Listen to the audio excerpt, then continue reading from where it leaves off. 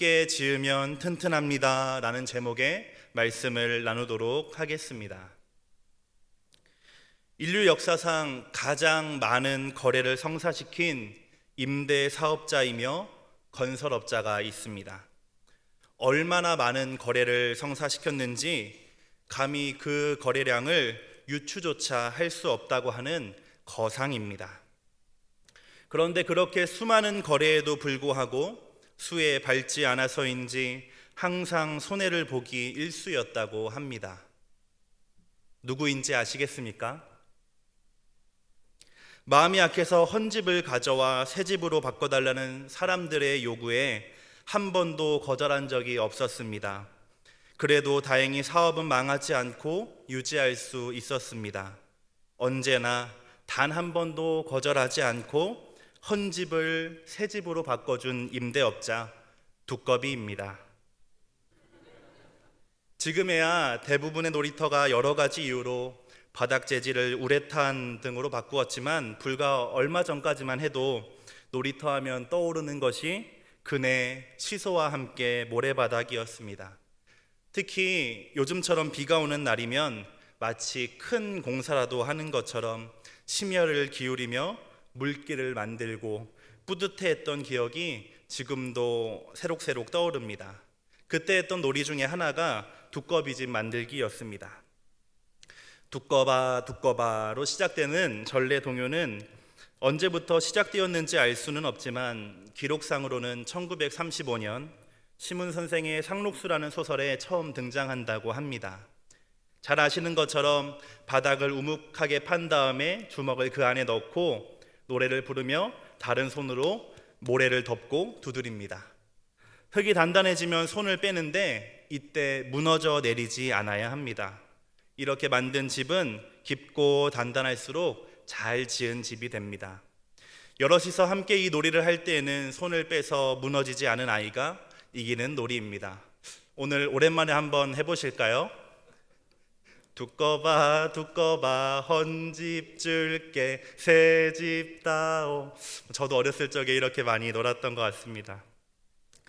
제가 두꺼비를 실패한 임대사업자라며 소개했지만 어쩌면 그는 사업에 실패한 것이 아닐지 모릅니다.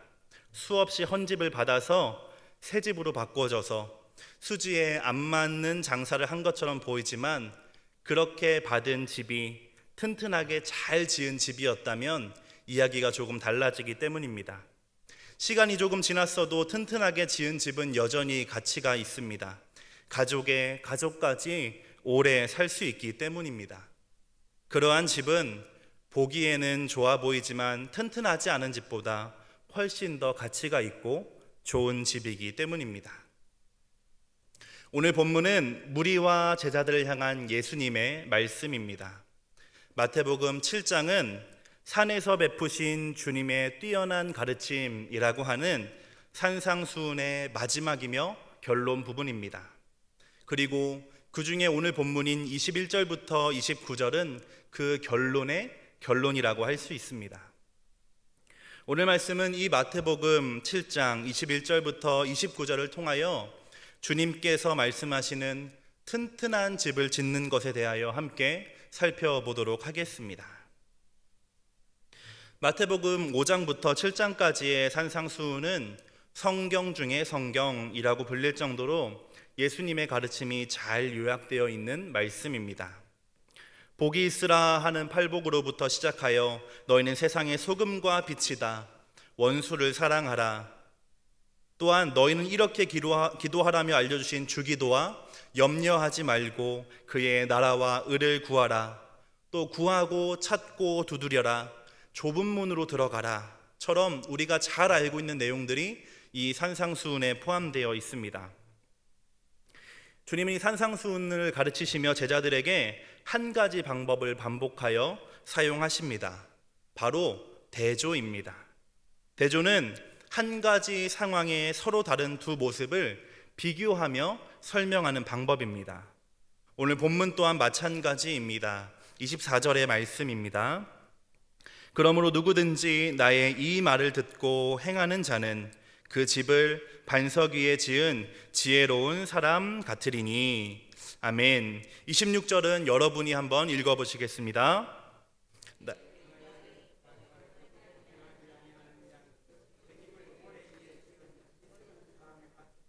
아멘.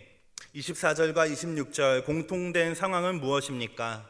집을 지었는데 비와 홍수와 태풍이 불었다는 것입니다. 비교되는 차이점은 무엇일까요? 두 사람이 있는데 한 사람은 지혜로운 사람이고 한 사람은 어리석은 사람입니다. 이 두 사람의 행동에도 차이가 있습니다. 지혜로운 사람은 반석 위에 집을 지었고 어리석은 사람은 모래 위에 집을 지었습니다. 그 결과 또한 다릅니다.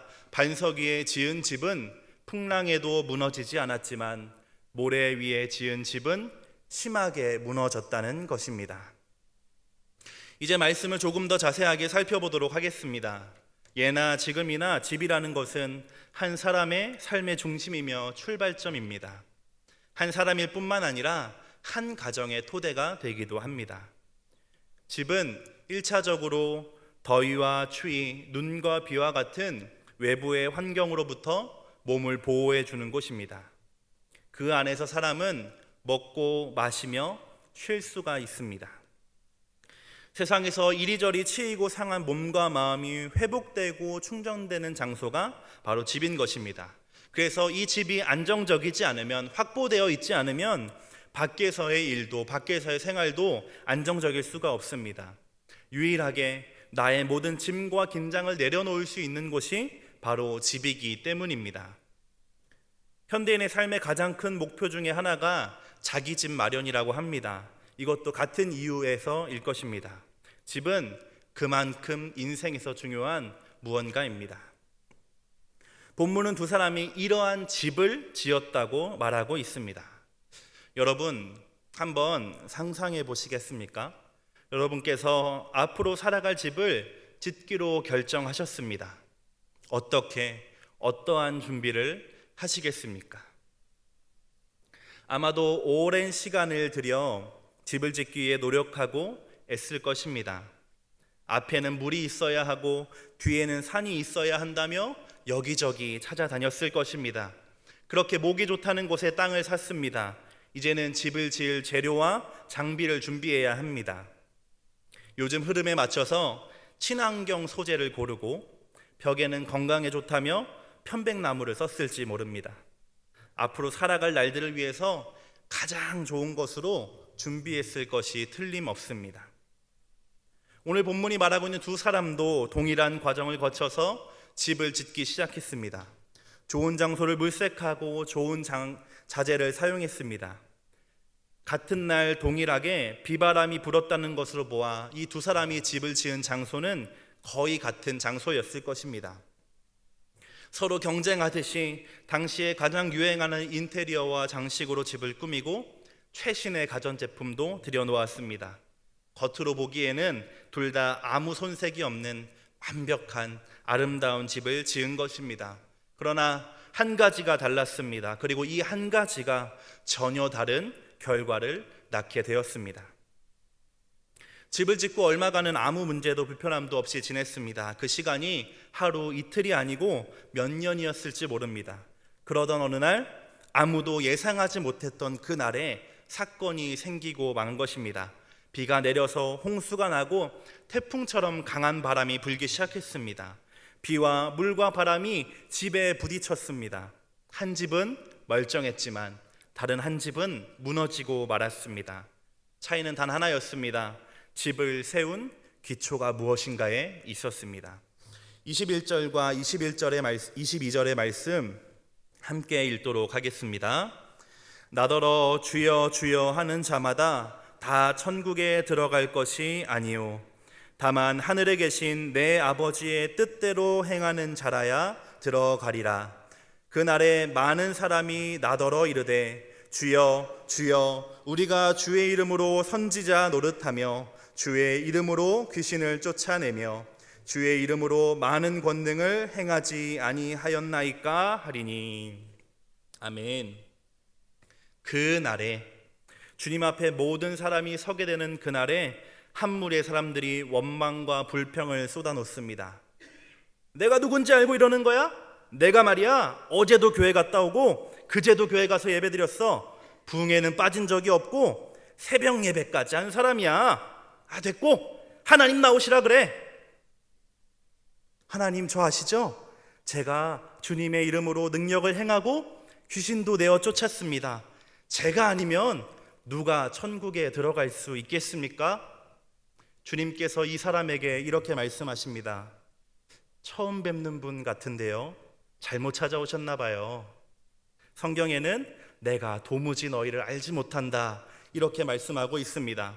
오늘 말씀은 분명한 교훈을 우리에게 주고 있습니다. 바로 그 날이 온다는 것입니다. 비가 내리고 바람이 불고 물이 넘쳐 집을 흔드는 그 날을 반드시 맞이하게 된다는 것입니다. 모든 사람에게 찾아오는 날입니다. 어느 누구도 피할 수 없습니다. 반드시 맞이하게 됩니다. 그날에 모든 사람이 각자의 집에 살아가고 있는데 어떤 것 위에 지었는지는 쉽게 알 수 없습니다. 그러나 어느 날, 언제인지 알 수 없지만 분명히 찾아오는 그날의 모든 것이 드러나게 됩니다. 겉으로는 멋있게 집을 지어 살았을지 모르지만 모든 것이 밝혀지는 날이 온다는 것입니다. 건물에 보이는 부분이 아니라 보이지 않는 기초가 그 차이를 만들어내는 것입니다. 반석 위에 지은 집은 흔들리지 않지만 모래 위에 지은 집은 무너지게 되는 것입니다. 주님은 이 차이를 분명하게 말씀하십니다.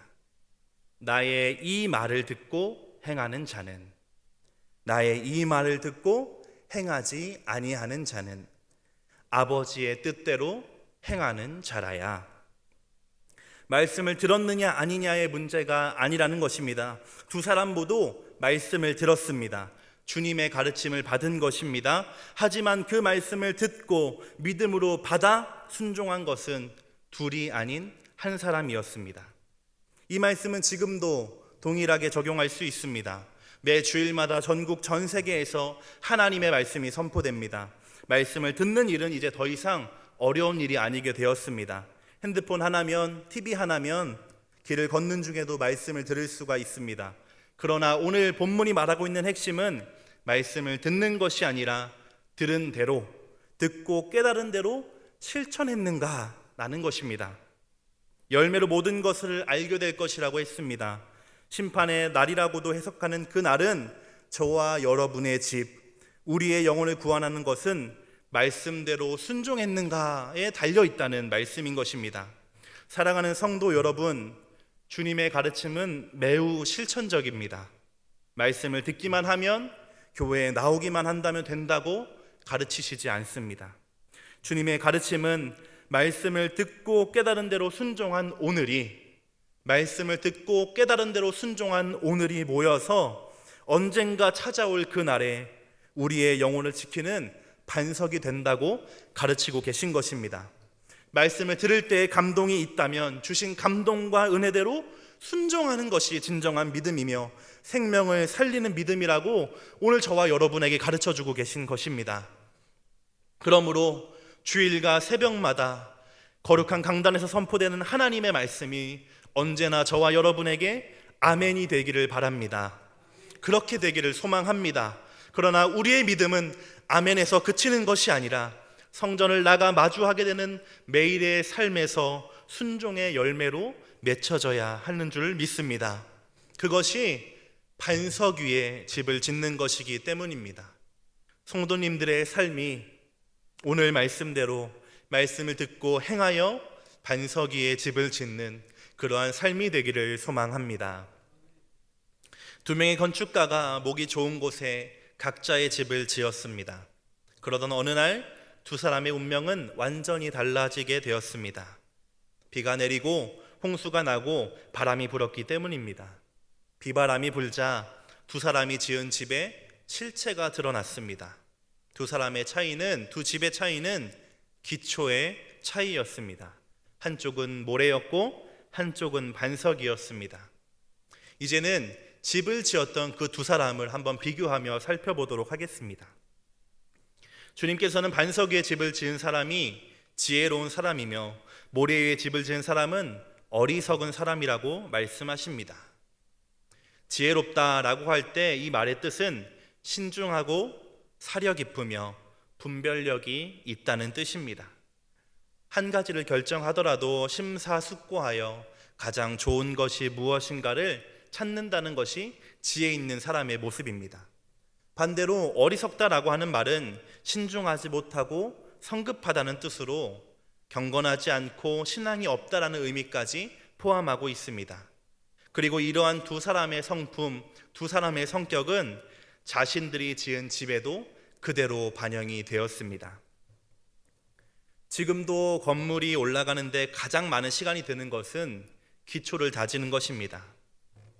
새로 지어지는 건물을 보면 한참을 땅만 파는 것처럼 보이다가 어느 순간 기초 공사가 끝나면 하루가 다르게 그 높이가 높아지는 것을 볼 수가 있습니다.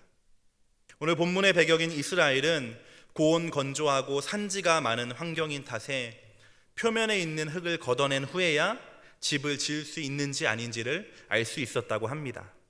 지혜로운 사람, 신중하고 사려 깊은 건축가는 충분히 자신이 집을 지을 장소를 살펴보았습니다.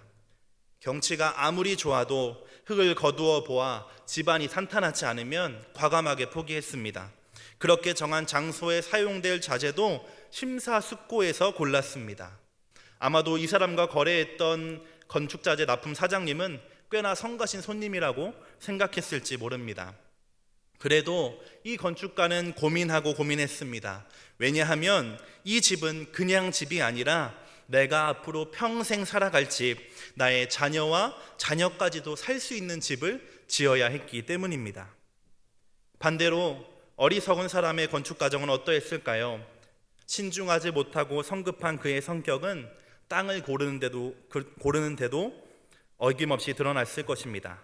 척하면 척이라면서 자신의 경험과 안목을 믿고 철저히 신뢰했습니다. 그리고 몫이 좋아 보이는 곳을 발견하자 턱을 한번 쓰다듬고는 이 자리가 내 자리요 하고 덜컥 계약해버린 것입니다. 지혜로운 사람이 집을 지은 곳과는 그리 멀지 않은 곳이었습니다. 그러나 그 자리는 집을 지어서는 안 되는 자리였습니다. 우기와 건기가 극명하게 구분되는 이스라엘에는 독특한 지형이 있는데 와디라고 불리는 지형입니다. 이 와디는 평소에는 마른 땅이어서 사람들의 통행로로 사용되는 지형입니다. 그러나 갑자기 큰 비가 내리면 순식간에 물이 불어나서 강을 이루고 홍수가 되어 범람까지 하는 골짜기가 바로 와디입니다. 어리석은 사람이 집을 지은 곳은 산 등선에서 조금 내려온 이 골짜기 와디 근처였습니다. 성급한 성격은 산을 오르내리면서 반석이 자리한 곳을 찾는데 시간을 허비할 수가 없었습니다. 그 시간을 낭비라고 생각했습니다. 그리고는 얼추 보아 평탄하고 단단해 보이는 땅을 발견하자 흙을 거두어 보지도 않고 집을 짓기 시작한 것입니다. 그에게는 지금 이 순간이 가장 중요했습니다. 그래서 크게 고민하지 않고 일을 시작한 것입니다. 이 두 건축가 모두 집을 짓는 과정과 순서가 어떠해야 하는지를 잘 알고 있었습니다. 어리석은 사람이 지식이나 지능이 부족해서 집을 잘못된 곳에 지은 것이 아니라는 것입니다. 몰라서 잘못 지은 것이 아니라 알았지만 성급한 성격과 자신의 경험을 더 신뢰했기 때문에 잘못된 장소에 집을 지었다는 것입니다. 이렇게 집을 대하는 두 사람의 자세, 두 사람의 마음가짐은 말씀을 대하는 우리의 태도에 적용해 볼 수가 있습니다.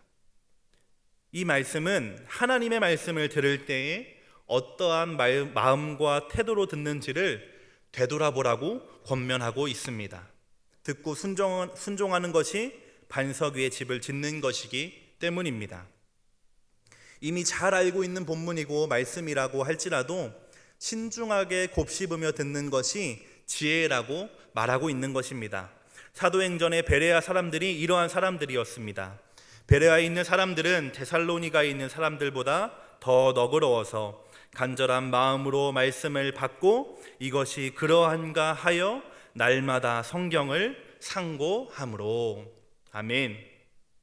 베레아 사람들은 바울이 전하는 성경, 바울이 전하는 하나님의 말씀을 듣고 그것이 사실인지 아닌지 성경을 연구했습니다. 성경을 몰랐거나 바울이 틀린 말을 했기 때문이 아닙니다. 그가 전하는 말씀이 정말로 하나님의 말씀이라면 그것은 나 자신뿐만 아니라 자손의 자손들 가족까지도 구원하는 능력의 말씀이라고 생각했기 때문입니다.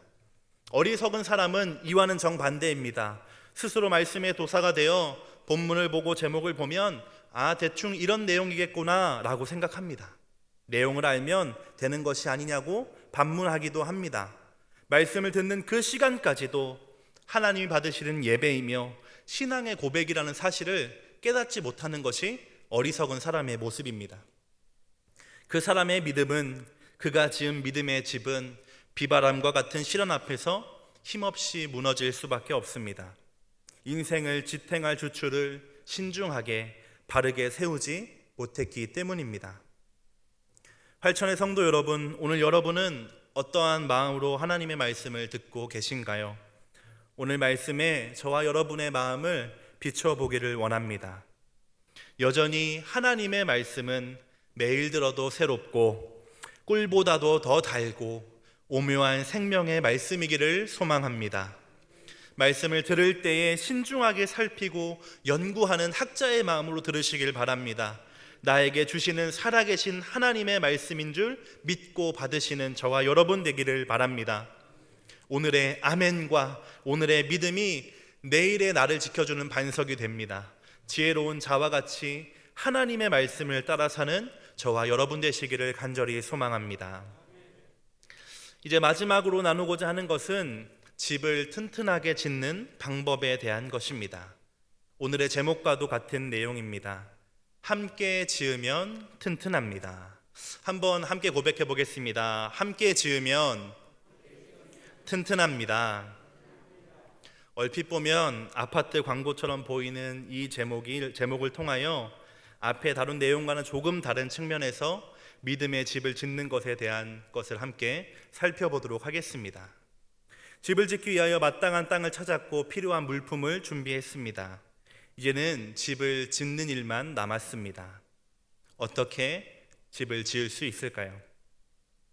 능력과 힘이 출중해서 스스로 설계도를 그리고 돌을 날라 집을 지으면 참 간편할 것 같지만 집을 짓는다는 것은 그렇게 간단한 일이 아닙니다. 그렇게 지은 집은 비용과 시간이 더 많이 소요될 뿐더러 튼튼하게 지어지기 어려울 것입니다. 그래서 집을 짓기 위해서는 설계도를 그려줄 사람, 돌을 날라 벽을 세워줄 사람, 전기를 연결하고 내부를 꾸며줄 사람이 따로 필요합니다. 모두가 서로 다르지만 집을 세우기 위하여 각자의 역할을 수행할 사람들이 있어야 한다는 것입니다. 각자가 자기의 몫을 다해야 합니다. 그렇게 함께 집을 지어야 튼튼하고 오래가는 집을 지을 수가 있는 것입니다.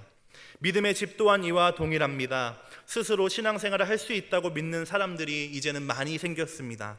내가 성경을 펴서 말씀을 읽고 묵상하고 기도하고 살아가면 그것이 신앙생활을 하는 것이 아니냐고 생각하는 것입니다. 네, 그것도 분명히 신앙생활의 일부임은 분명합니다. 하지만 그것은 일부일 뿐입니다. 하나님이 우리에게 정해주신 믿음 생활의 모습은 그 이상이기 때문입니다. 진정한 믿음은 예수를 주로 고백하는 성도들의 교제를 통하여 자라나는 줄 믿습니다. 그것이 창세기의 아담과 하와에서부터 성경이 동일하게 말하고 있는 신앙생활의 모습입니다.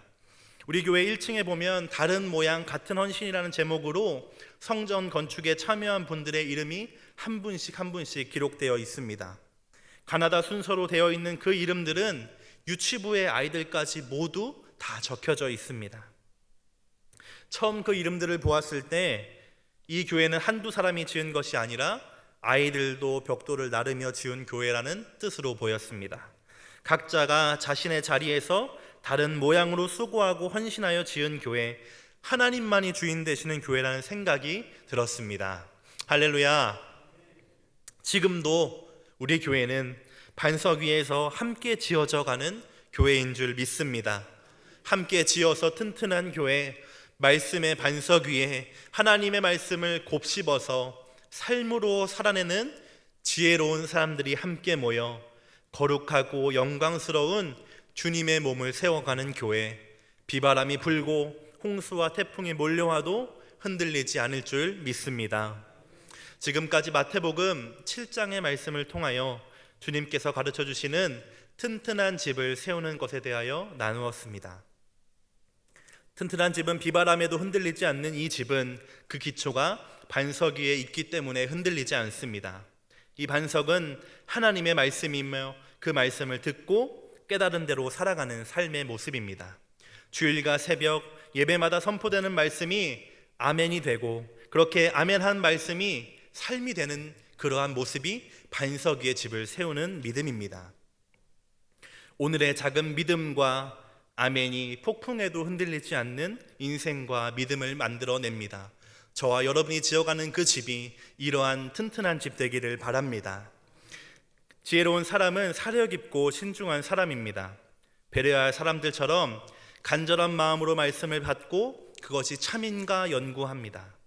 그 말씀이 참으로 하나님의 말씀이라고 한다면 나의 평생을 지탱할 믿음, 가족과 자녀들의 인생까지도 책임져 줄 반석이 될 것이기 때문입니다. 오늘 우리도 이러한 마음가짐으로 말씀을 받아야 할 것입니다. 지혜로운 사람과 같이 활짝 열린 마음으로 하나님의 말씀을 듣는 저와 여러분 되기를 바랍니다. 끝으로 이러한 기초, 반석 위에 세워지는 믿음의 집은 혼자 짓는 것이 아닙니다. 각자가 자신의 역할을 다할 때 비로소 튼튼하게 세워질 수가 있습니다. 이 집은 출중한 한두 사람이 짓는 것이 아니라 묵묵하게 자신의 사명을 감당하는 사람들을 통하여, 묵묵하게 자신의 자리를 지키는 사람들을 통하여 세워지는 그리스도를 머리로 하는 거룩한 성도의 모임입니다. 이제 여러 가지 이유로 모이는 것이 어려워지고 성도의 교제도 신방도 수고하고 헌신할 자리마저도 적어지고 있습니다. 바로 지금이 그동안에 드렸던 아멘이 모여 믿음이 발휘되는 순간인 줄 믿습니다. 더욱 진실함과 신실함으로 예배를 사모하며 한 구절의 말씀도 생명을 구원하는 능력인 줄 믿음으로 받는 저와 여러분 되기를 원합니다. 그럴 때에 이 어둡고 혼탁한 시기 가운데 교회가 여전히 소망이며 구원의 방주임이 증명될 줄로 믿습니다. 아멘.